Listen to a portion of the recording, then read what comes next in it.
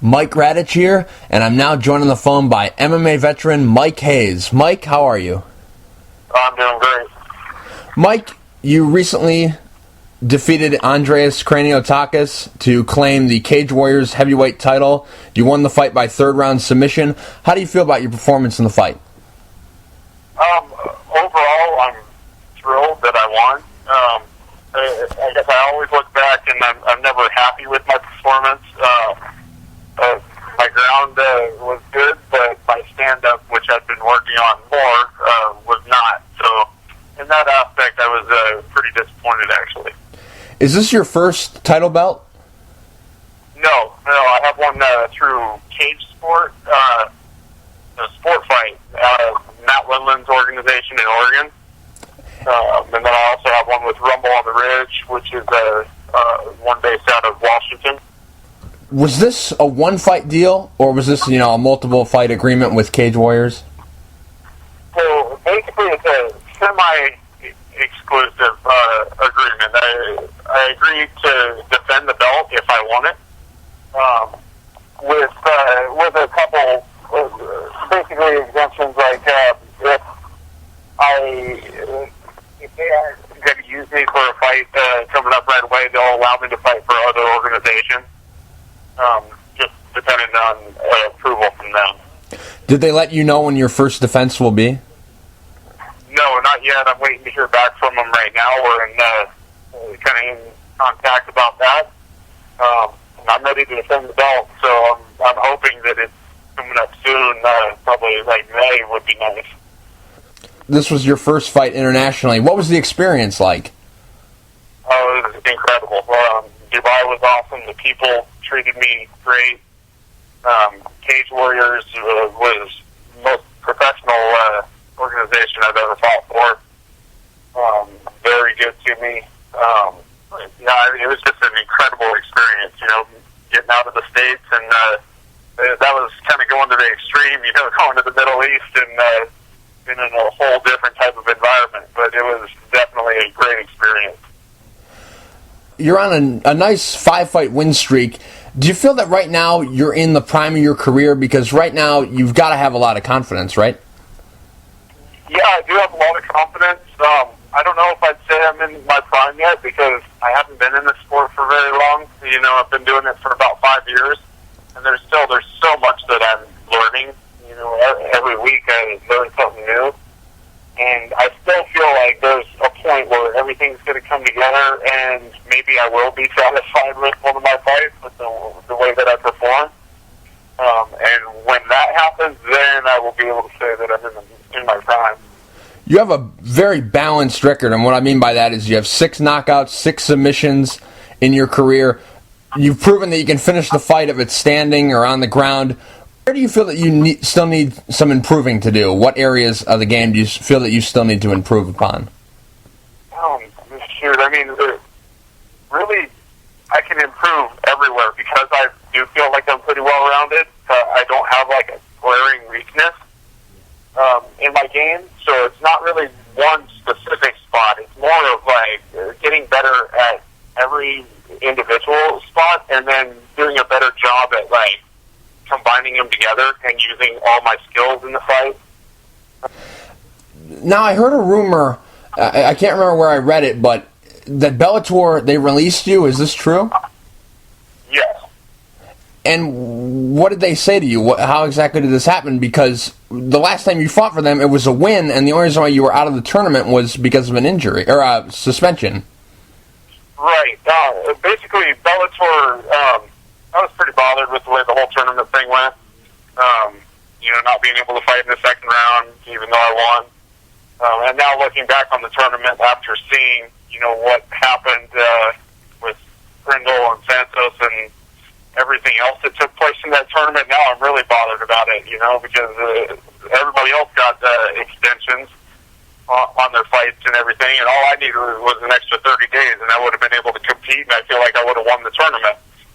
Or at least been there in the end and been able to compete for it. But basically, because what happened, Bellator didn't have any set date that they could guarantee me a fight, and I have a family that I need to support.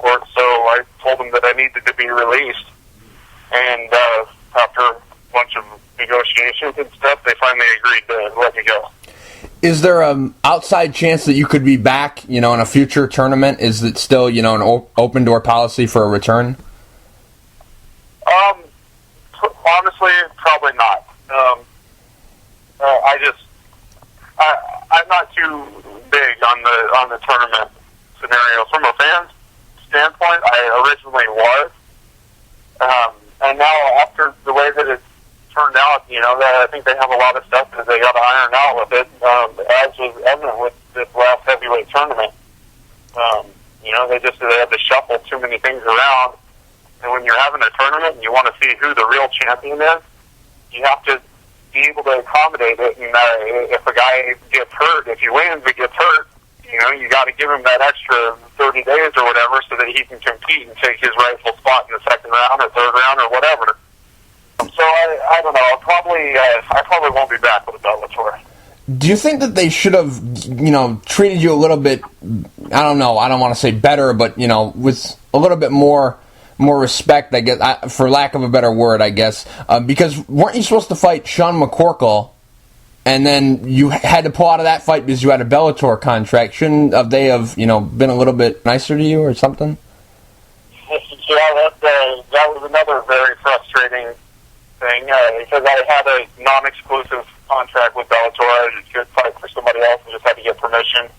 And that McCorkle fight, I was excited for it. I mean, I was pumped up for that fight, and they originally said, yes, you can fight, let us know the opponent, and I did, and then it went through, something happened, and they came back and said, a couple weeks before the fight, they were like, oh, actually, we're not going to allow you to do that because it's in Florida, which is, we throw fights down there, and we just can't allow that.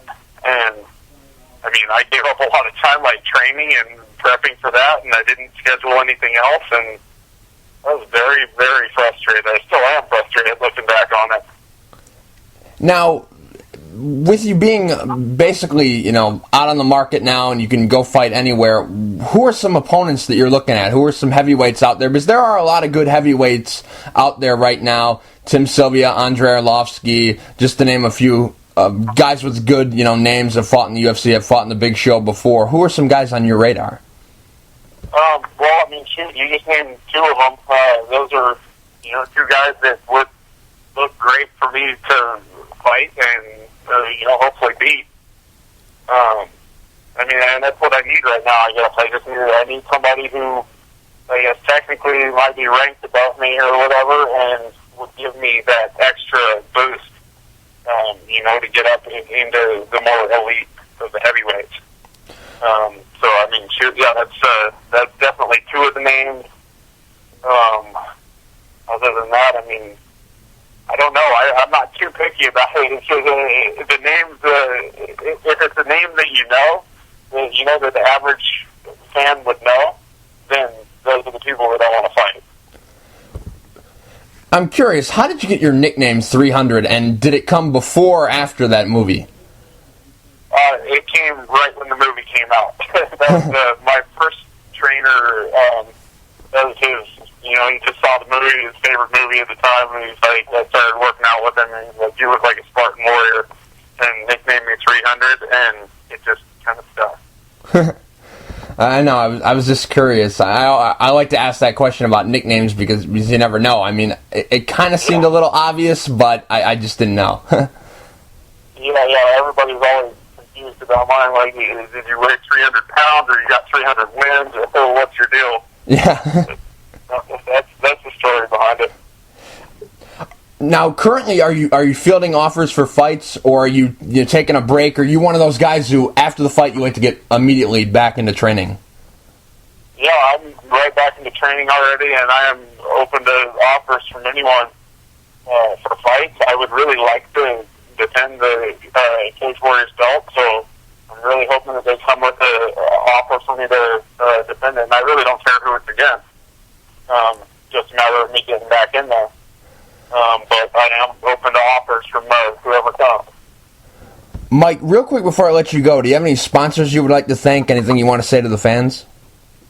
Yeah, I'd just like to thank all my fans for all their support.